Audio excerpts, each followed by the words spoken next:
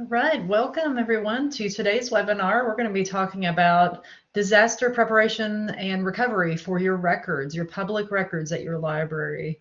My name is Charlie Taylor, one of the CE consultants at KDLA, and I'm going to be facilitating the webinar today and helping out with any technical issues.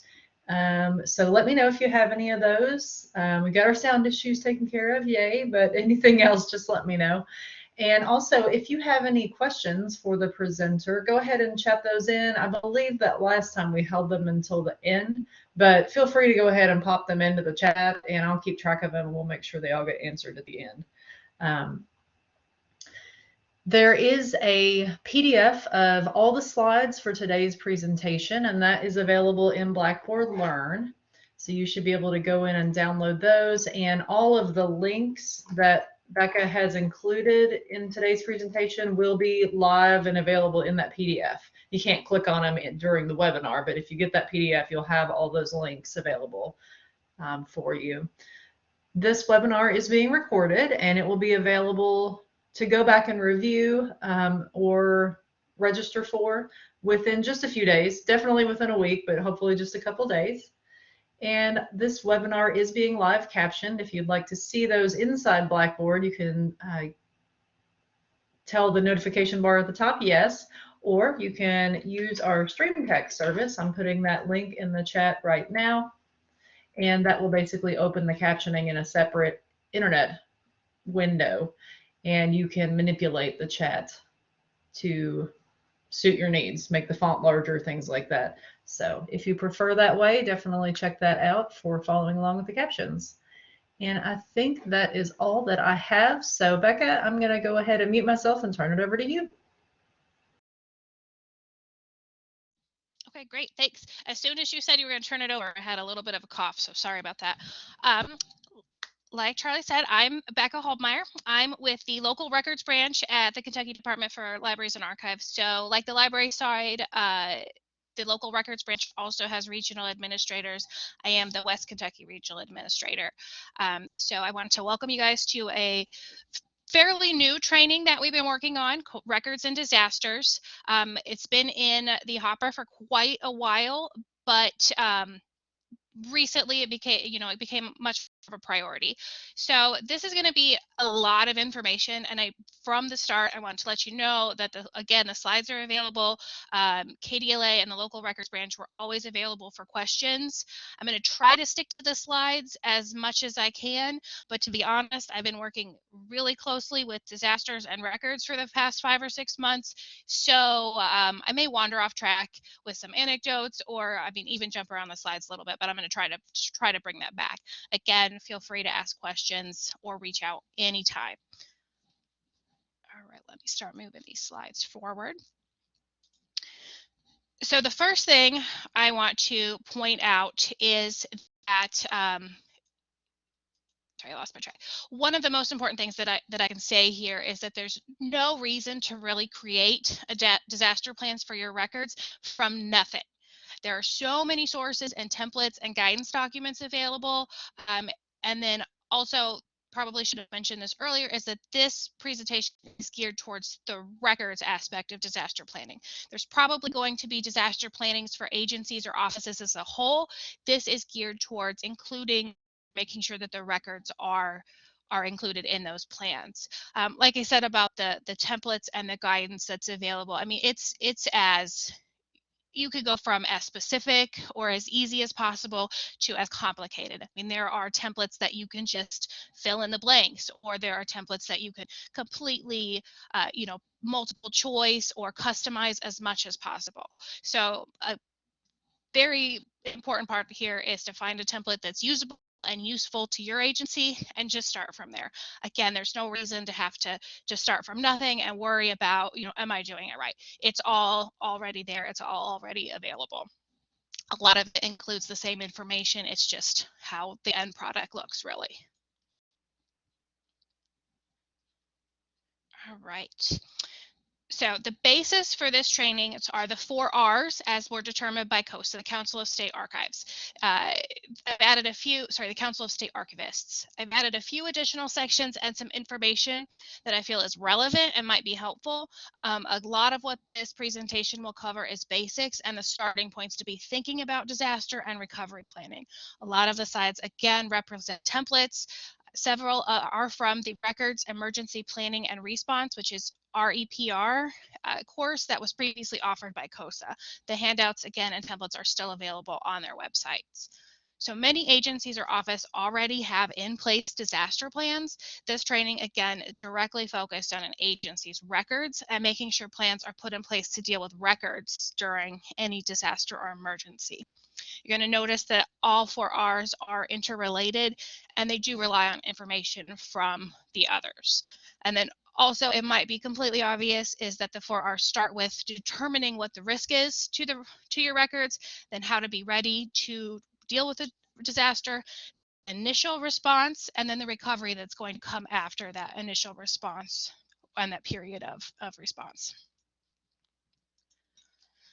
So for the risk portion, records can be lost or damaged due to a variety of factors. While this training is going to be focused on large natural disasters, there are many ways that records can be lost or damaged. Things like water leaks, mold, deterioration, etc. Since it would be both cost prohibitive and nearly impossible to try to protect all of the records, it's important to determine which records are vital.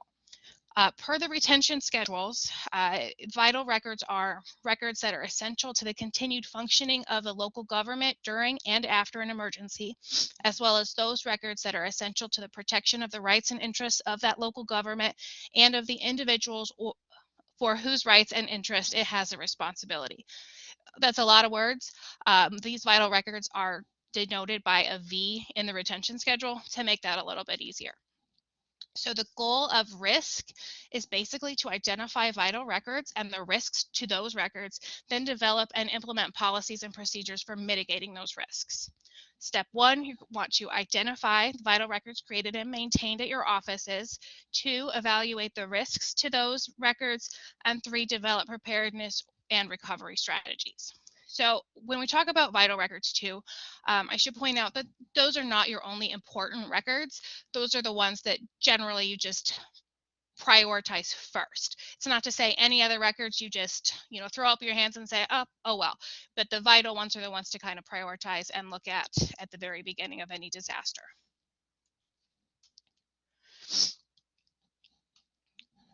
So the next slides represent checklists that have been created in determining risk and beginning disaster preparation planning.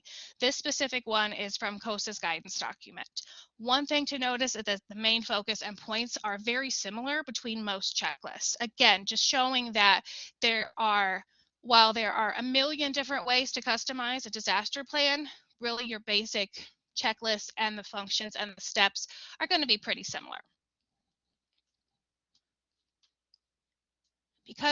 Because these are available as PDF and on the website, I'm not going to go ahead and read through all of those. Again, if you look at them and you have questions, just let me know.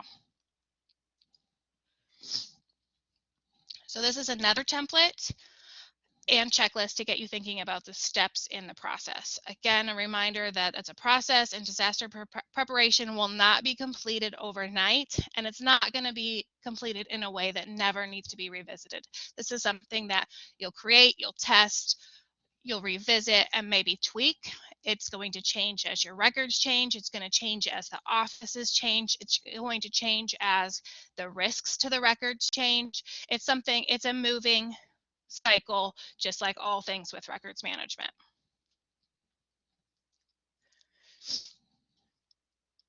All right. So one of the very first things to look at and to begin is an inventory of records. You can determine what needs to be saved or recovered first. You can't determine what needs to be saved or recovered first if you don't know what you have. It's a very detailed example. This one specifically is a very detailed example, and it does not have to start out that way. Again, this inventory can be a work in progress. A few things to really focus on, though, would be your record title, your record series from the retention schedule, your location, where is it in your agency or office, and is it vital or essential? And then you could even include things like mitigation strategies. What has been done? Has it been microfilmed? Do you have a paper duplicate somewhere? Is it a digital image? Where's that digital image stored? Is it stored locally on a server? Is it stored in the cloud offsite? All of those things can be included on that inventory. This inventory or survey can be used for so many different functions. Disasters, like we're discussing, even responding to open records requests and determining the needs and responsibilities of staff. You could use it for preservation and so many more. I could, and I have in the past, talked for hours on how important and how useful a record survey and inventory is. They're so important, and any steps that you can make towards creating, completing, updating one, it can only help with your records management, and it can only help with your disaster planning. I mean, I'm telling you, I can go on for hours about inventories. I love an inventory. So when we're looking at determining risk and then mitigations to limit that risk, these are some common methods. All of these have pros and cons, and a lot of decisions will have to be made for what's most efficient, what are the needs of your agency and office, and even decisions about costs. Local records branch, again, we're here to help. We can advise, we can give you guidance, all of those things.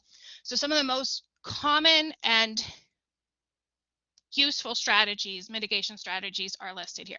So there's the organization of records.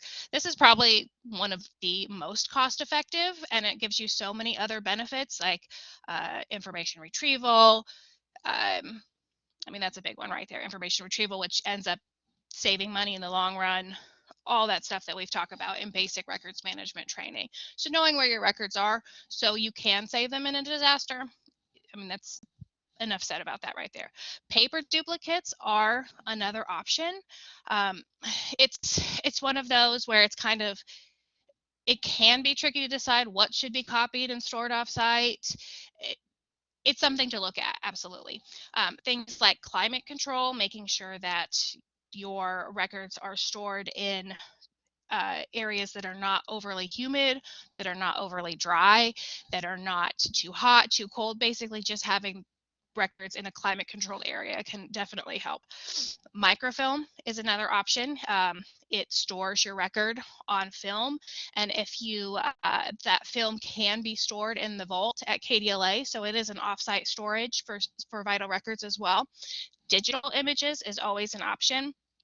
Again, there are things to look at, like, am I storing this digital image locally on a server or locally within just one computer, or is it going to be stored in the cloud? These are also things that you can look at. And then also the retention and the destruction of records. If your records are unorganized and you've never looked at retention, records have never been destroyed once they've met retention, now you've just got rooms full of records, a lot of which probably don't even need to be considered in a disaster. They've already met their retention. They could have been destroyed a while ago. So if you're keeping up with your retention and destruction, it just becomes much easier to determine what needs to be saved, and also just to do that response and recovery. A couple other considerations there are offsite storage of records, or even cloud storage, like I mentioned. These are some options. I mean, the top photo there, those organized records in the boxes, honestly, you don't see that very often. That caught my eye because it was so uncommon. But it would be great if records could be that organized, and it's something that we should all be striving for at the same time. Microfilm, and then also just tagged records and such. So this is one of those areas where I'm going to kind of give an anecdote from recently. With the tornadoes and the storms in Western Kentucky, there were a lot of offices impacted, and there were definitely some records that were included in mitigation strategies and recovery that honestly probably didn't need to be. They had met their retention. So we went through the process as we should have and as was right to recover those records. And then after that was done, they ended up being destroyed because they'd met retention. So all of the steps were taken. It just would have been one fewer step had that retention and destruction happened prior to the disaster.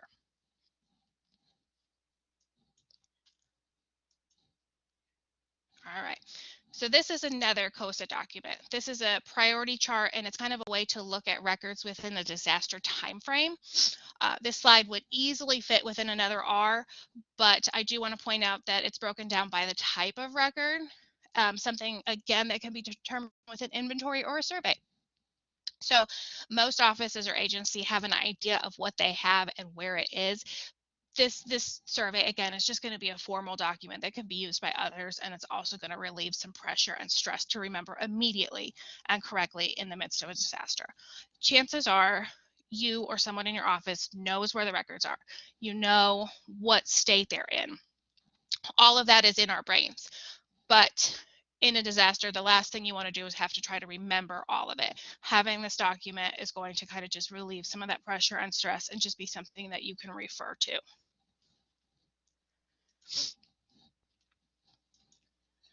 Oops, sorry, I went too far ahead there.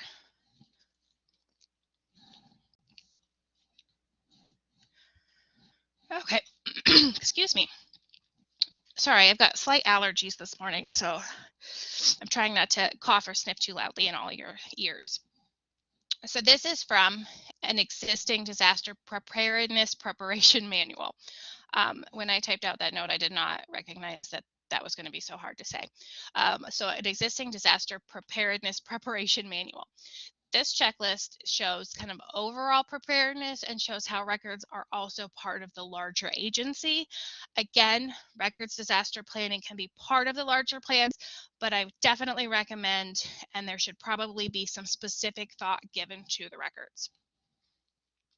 So it's going to go over things like general preparedness, the plumbing, which is definitely something to think about with records. I mean, water leaks are a disaster that happens, a smaller disaster, a more contained disaster, but it can definitely be quite a disaster to records at the same time. Fire safety, and then things like housekeeping. Are there cleaning supplies or other flammables stored near? You know, is the trash gone nightly so you're not looking at mice or bugs or things like that? And then this is part of that same one again, things like storage areas, and then water damage again. Water damage, I cannot go on and on enough about water damage, and I probably will go on and on about water damage. It's one of the things that I worry about the most in any kind of situation. I'm going to jump ahead of myself here because I know I talk about this later again, but water damage, it's something that you don't always think of in a larger disaster.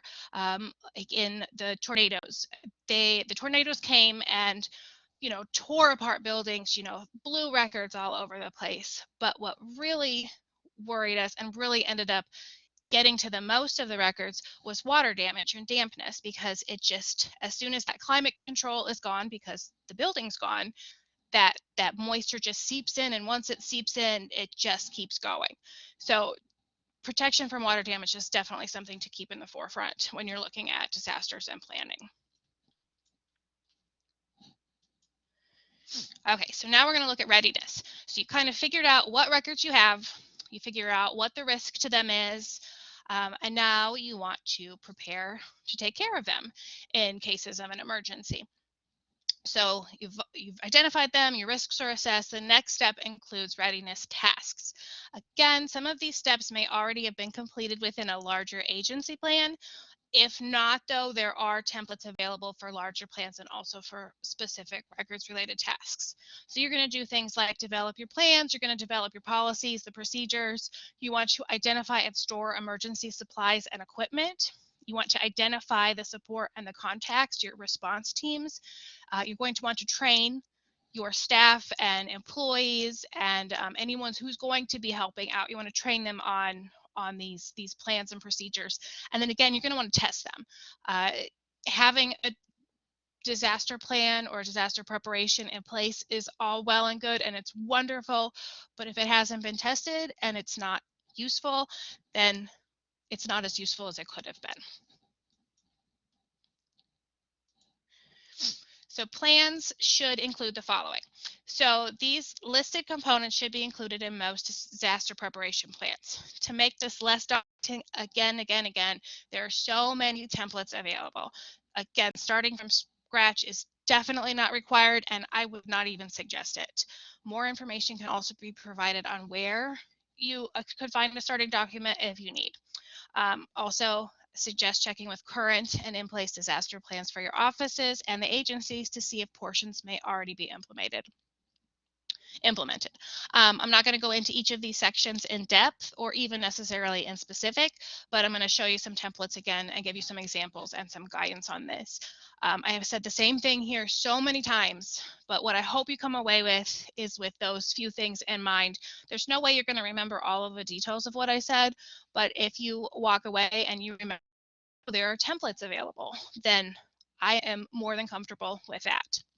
Oh, templates and inventories. If you walk away with those two things, I can feel good about my day. So COSA has this great pocket response plan on their website. The link is provided at the end here. It's not the only version available online, or you can create your own, but this version is readily available, and it's small and it can be easily carried. So what this does is it actually folds up into like a wallet sized thing.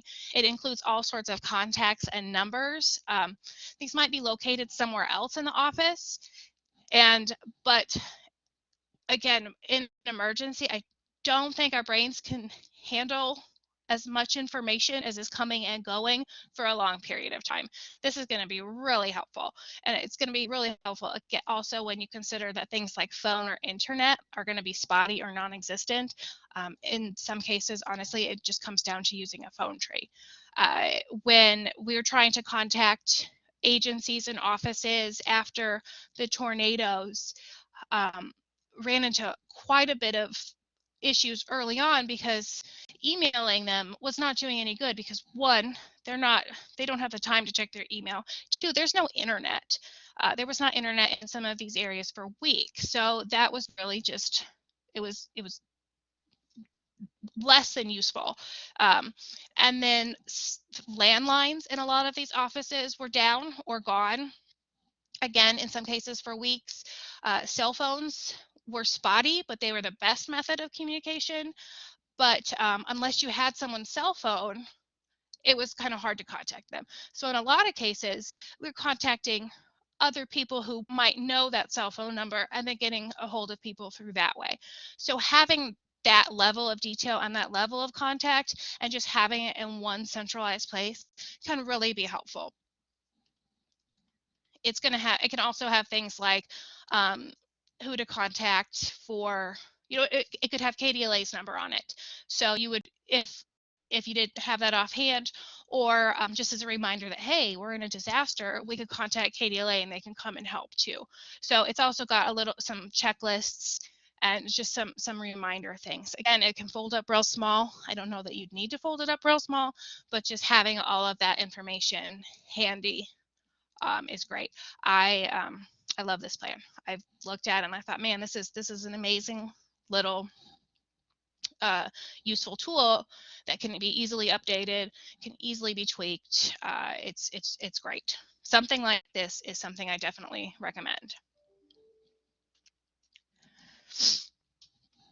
All right, so sticking on the readiness topic, there are ongoing steps to protect records from disasters.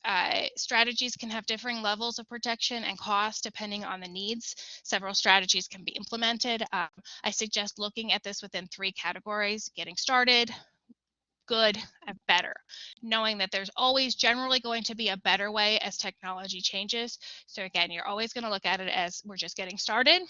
This is good, and this would be better. There's never going to be best, and worst is just not having started. So, and then also do remember that electronic records are records. Recovery of damaged hardware and software and even the data in there can be problematic.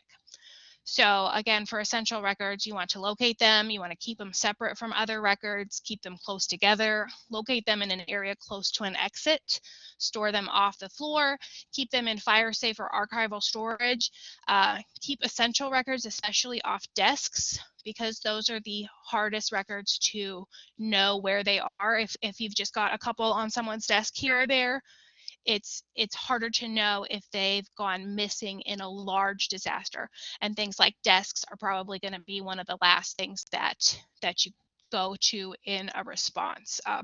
In a response, it's a fast, everybody's in and trying to get out. They're going to be pulling boxes and books off shelves, not necessarily pulling papers off of desks.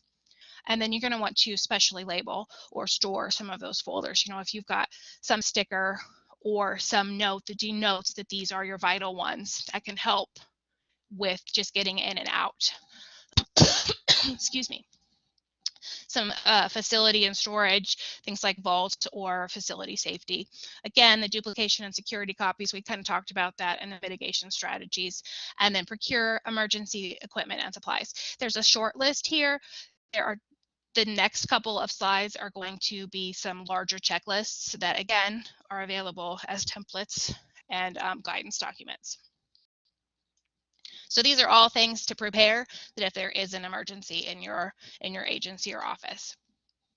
So emergency supplies are going to be important to have on hand in a disaster.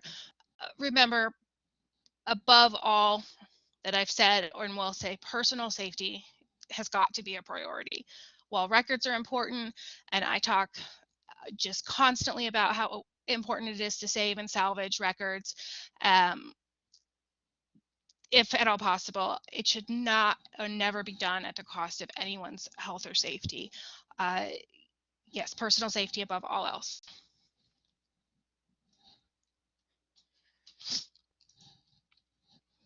Okay, so these lists are very comprehensive. Take a look, find one that works for you, works for the size of your agency, and also works for kind of the quantity and the type of records. And then also you can consider sharing these between departments or other agencies if you're sharing buildings. There's no need to, everybody have their own group of these if you could share them. Just kind of take a look at that. Again, this is a readiness best practices checklist from the COSA guidance. These guidances are so similar to other guidances that have also been out there. So like I said at the last one, those last couple, train all your personnel and then test your procedures again. Very important.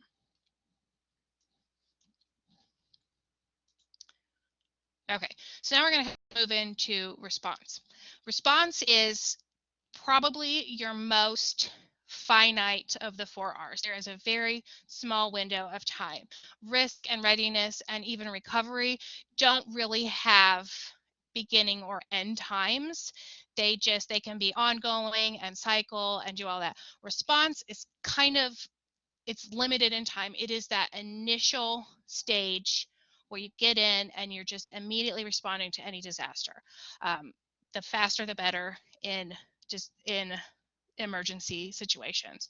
You're going to first want to focus on the records that were determined to be vital.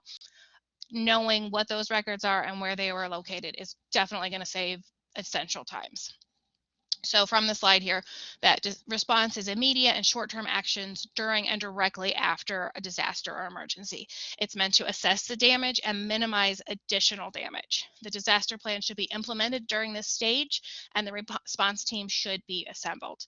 Going to initial collections damage assessment, identify your immediate needs, things like, do you need to even remove the records or should they stay in place? Are they safer actually in place or should they be taken out? Should they be moved just from one room to the other or should they be completely removed from the premises? You're also going to do kind of your initial facility damage assessment and then determine the needs and additional support at this stage. This is a lot of stuff happens in this stage in a very short period of time. This is, again, why having a disaster plan in place can be really helpful because there's a million different things happening in this stage. And if you have a plan and there's procedures and there's checklists, it can help stress levels. It can help make sure that things are getting done. it's gonna move you through the process even faster and easier. So again, risk and readiness, cover preparing for disaster.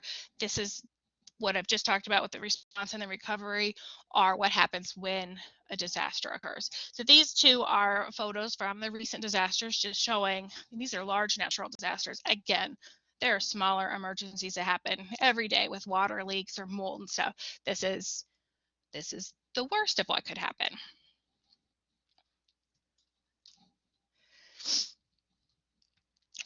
So for a response, again, implement your disaster plan, reassess and prioritize, and stabilize.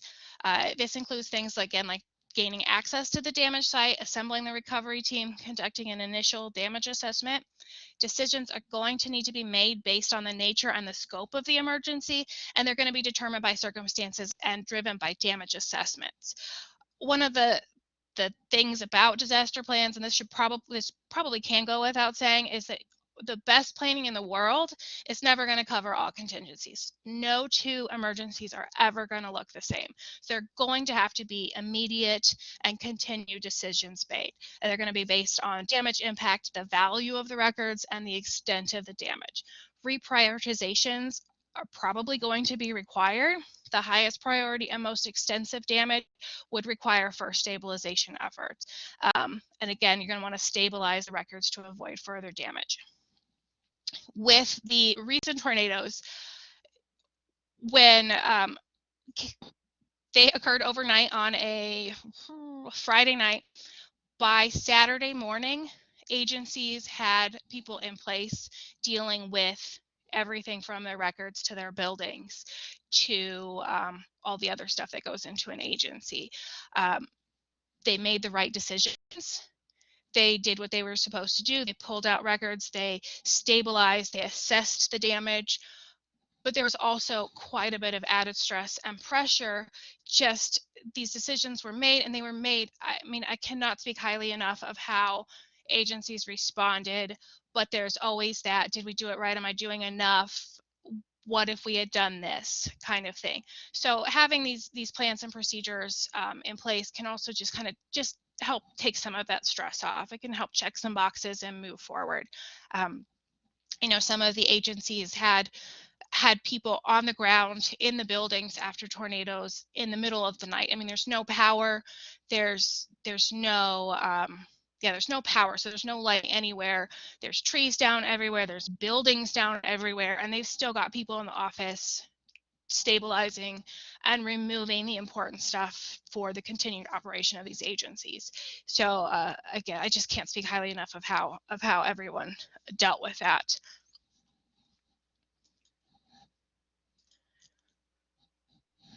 So this is another handout from the REPR documents on the COSA website. Something like this might be helpful just kind of as a reference in a disaster plan, and to remind yourselves again that the steps have been taken and to kind of understand what might need to come next. So like I just said, the right decisions were made, everything was done properly, but having this to kind of check off may have, it wouldn't have saved any additional records, it would not have changed any of the outcomes, but it might have given some slight peace of mind in that moment that we have done this, we're moving on. And just, again, personal safety and health can also include kind of that stress level and that mental health, and things like this can definitely assist with those.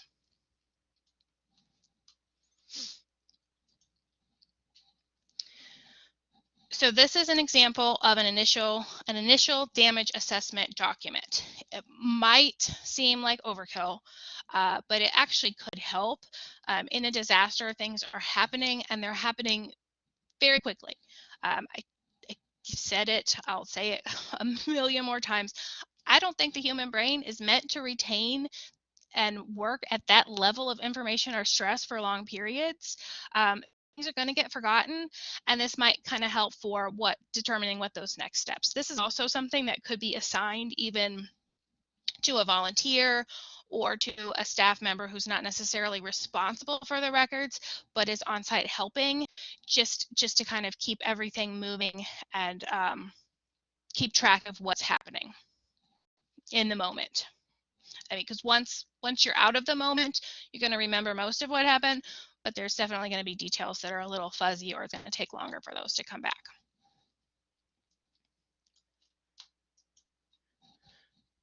And this is another part of that initial damage assessment. I kind of like this one because while the first page had some text and you have to kind of fill in some stuff, this one just has check boxes. Has it met this? Yes. Is it, you know, it's a lot less formal, and it's a lot easier to kind of make those decisions. Is it a 1, 2, or 3? Is it a yes or a no? That kind of thing.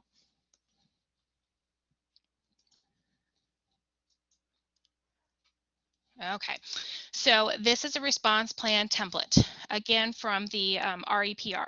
As you move from the response to the recovery, there's going to be different records that have different needs or mitigations. Everything in an office is not going to be affected in the same way or to the same level. Something like this is going to be helpful to keep track of where records are in the process. Some records are going to probably be totally fine, and then some are going to need major mitigation and salvage or even preservation. And you're going to have, you know, one room where everything seems to be totally fine, and you're going to have another room that you're going to have to send everything off to be frozen to make sure that those records are saved. This can kind of keep track of that, and also not only keeping track of the status of the record, can also kind of help keep track of the location of them. Things are happening very quickly in large natural disasters. Multiple people are on the ground working. So if you've got something like this that you can kind of refer to and keep track of where things are in the process, it can do nothing but help.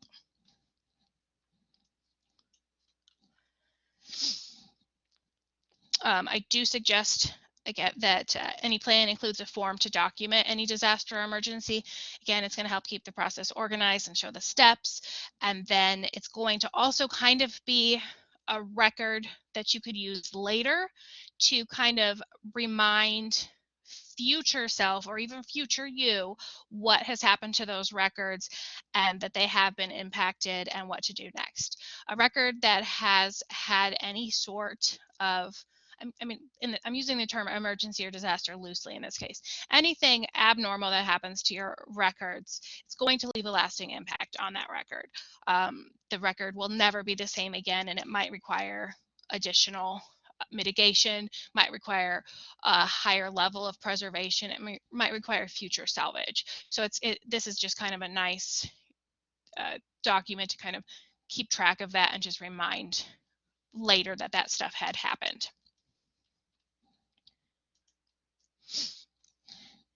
This is a handout from that REPR Essential Records course with the personal health and safety during a response. I wanted to throw this again because I can't say it enough or loudly enough that records are important, but personal safety and the safety of others is more important. If a record is damaged, we could try to salvage and put some mitigation strategies towards those, but I would rather that you and that your staff and everybody is safe first and foremost.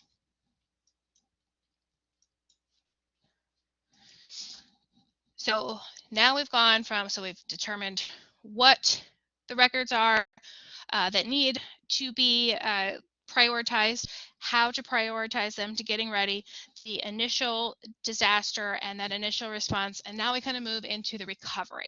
So the recovery is going to include actions required to return to a normal. And you can't see it, but I did the air quotes for normal because they're never going to be quite the same as they were. It's going to be and I really don't love this phrase. It's become so popular and we use it all the time, but it's a new normal. This is a step that can be very short or it can be long-term, and it's going to be very reliant on the degree of damage to the records. So in this stage, you're going to do things like complete the damage assessment. You've done the initial damage assessment, like on the ground as it's happening. This is a more comprehensive, now that you've gone through that initial response, you've got more time to figure out what happened. It's going to include things like insurance claims. It's going to do things like resume operations at your office or even at a temporary location or a long-term temporary location in some cases. Things like stabilizing or long-term stabilization in our salvage of records. There are things like those immediate records needs, like drying of them or freezing of them. Freezing records is a great method of stopping all damage. If your records are wet, if there's mold, things like that, freezing them just stops all of it. It's going to kill any kind of spores, mold or mildew and things like that. And then it's also going to just buy time for those records to be dried at a slower rate and then not move from wet to that mold and mildew stage as well. And then those long-term conservation needs. If you've frozen them, they have to be unfrozen. And it's going to return the records to your location and make them accessible again.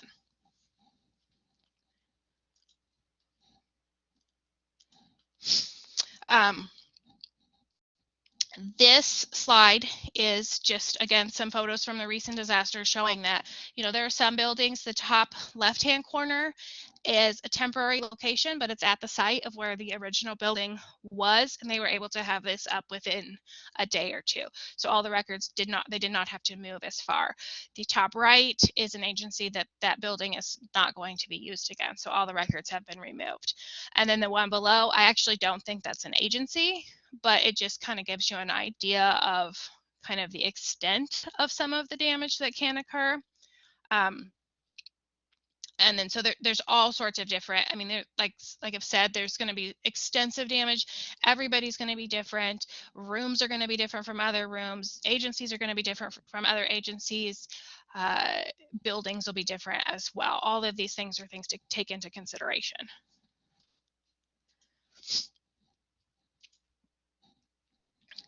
So this handout is from, again, this REPR course.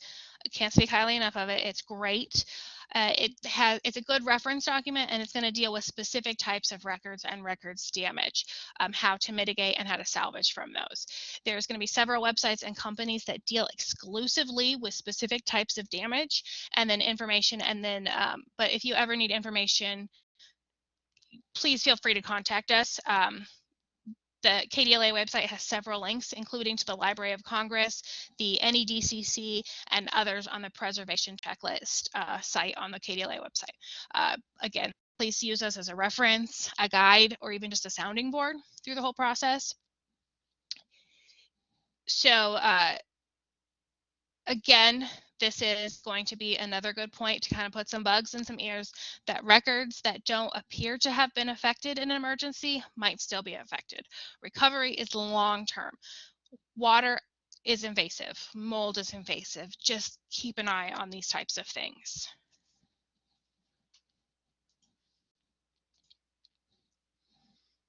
This is part of that same table, kind of those special procedures for specific types of records. Do you have, bound volumes, unbound volumes, loose papers, all of that type of stuff? And then it's even, it even goes into things like freezing, how big the items are, all of that. This is a great reference document. And it keeps going. They're not kidding around with this thing. Photographs can require different preservation or salvage techniques, CDs, talking about computer drives, and even magnetic tapes. And then some additional tips for handling damaged items are on there. Like I had mentioned a couple of times, I think freezing, I just want to kind of throw this out there as just like an added thing. Freezing is something that you can do locally. If you've got a deep freeze, or you can get your hands on a deep freeze and you don't have that many records, throw them in there. Honestly, if you think your record, if there is an emergency or a disaster and you think your records are damp, toss them in a freezer. It's not going to hurt.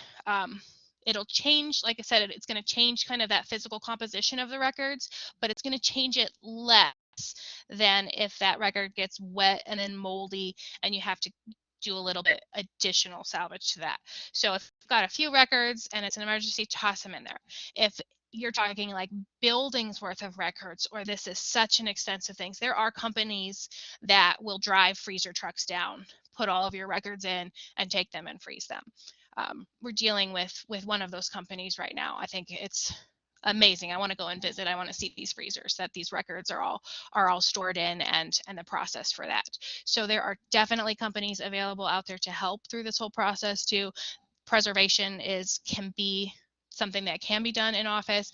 And again, there are preservation companies that do very specific types of preservation for paper, for photos, for software, hardware, that type of thing. They're all out there. They're all available.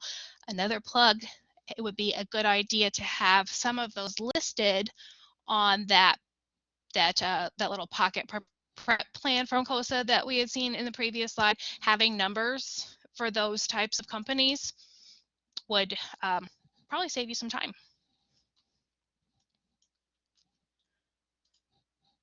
Okay, so this is kind of the same as we've talked about. This is another handout with some common drying methods. One of the most common damage to records, even non-disaster related, is dampness. We live in Kentucky. It's damp, it's humid. This is something that should be monitored regularly. Even just in the midst of summer, when it gets really humid, look at your climate control, and you might need a dehumidifier. Records might start to getting damp. It's not a disaster at that point. It's not an emergency, but it could get there. So just keep in mind that drying and damp records are something that will always be an issue here in Kentucky.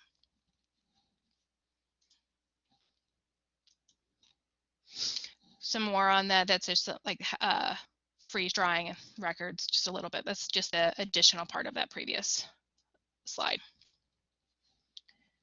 Okay, so records trauma. So disasters and emergencies are going to have long-term, again, or even permanent effects to records, even if they're salvaged. Regular inspections should be made to records and storage areas for at least a year. I mean, a year is minimum. Damaged paper, regardless of how fast the response was and recovery is, they're never going to return to how they looked or felt before. They might be wrinkled, they might be splotchy, and that they're always going to take up additional space. You're never going to be able to fit the same amount, those same papers in that same size box again. They're also going to be prone to additional damage for the life of that record. So again, records should be periodically checked after any disaster or emergency for effects, because those effects might not be immediately obvious. It might not be, so it's not going to be on everybody's mind as they come out of a disaster and come out of disaster recovery mode, but detailing and describing the events that can lead to changes in operations, changes in planning, and can also, again, keep your future staff and self apprised of some long-lasting issues that might occur. These are the last couple of slides. So prevention is more effective than recovery. You're going to have less recovery and less recovery time if there are preventions taken ahead of time. In order to be effective, disaster and emergency related plans, policies, and procedures should be tested periodically.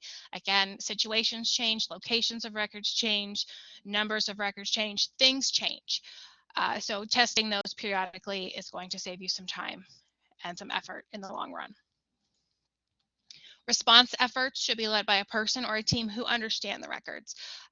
This might not always be immediately obvious, but knowing what records you have, what those records do, why you need to save them, it's best to have someone who is aware of that in the midst of a disaster or even the recovery. Someone who knows why and how is important.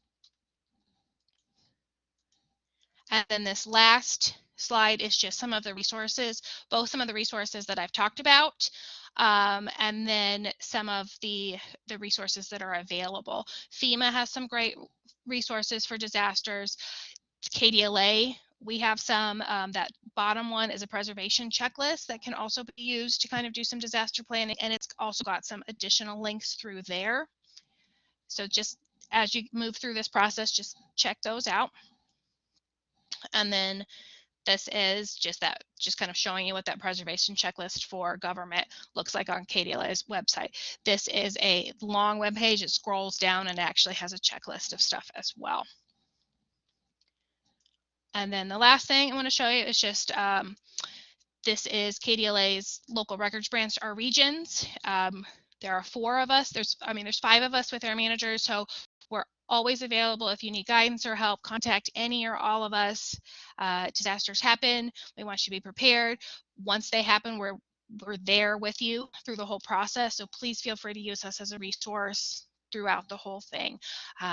Thanks for coming. I know I had jumped around a lot and kind of moved around a lot, but again, I've been in this for a while, so there's a lot going on in there. So I may have doubled down on some stuff, but questions, comments, anything, please feel free to contact us. If you think of any now, I can go for some questions, or if I've just inundated you with so much information, feel free to contact us later. All right, thank you so much. Awesome. Thank you, Becca. And our attendees, if you have questions, please go ahead and chat those in for her. I'll go ahead and do sort of our final wrap up, and you can be chatting those in while I'm doing that if you like. Just a couple of final slides. We thank the Institute of Museum and Library Services, or IMLS, for their sponsorship of this webinar program. And also, if you have questions, CE or certification related, or have a question and you're not sure who to send it to, you can always send it to us, and we will direct you to whoever in KDLA or state government that it needs to go to. And we'll also have a link to our online portal in those slides. And just a couple of reminders that this webinar was recorded, and it will be available within the week for you to go back and review. If you need to review any of that information, you want to share it with anybody, you'll get an email when that recording is ready. And we also have a short survey we would very much appreciate if you would complete for us. I think it's just 4 or 5 questions, just takes a couple minutes, but we very much value your responses, and let us know what you thought about this training and what else you'd need training on. You can also access the slides for today's presentation. They're still available in Blackboard Learn, which should still be open in your browser. There's a file called PDFs and Slides, and you should be able to access it from there. And all those links that Becca compiled for you are available in that PDF. And if you're attending live today, your certificate will be available in your learner dashboard within the next week. Give us at least 24 hours to get those uploaded, please, if you don't mind. And I think that's it. I'm not seeing any questions. So Becca, you have done an excellent job for us once again. We thank you so much. Thanks for your time and expertise. Absolutely. Thanks for having us do this. These are important topics, and we're always glad to talk about them. And again, questions might not be now, but please, as they come to you, please let us know. Absolutely. Thanks y'all for attending, and everybody have a great day. And when you're ready to exit, you can just close out your browser tab.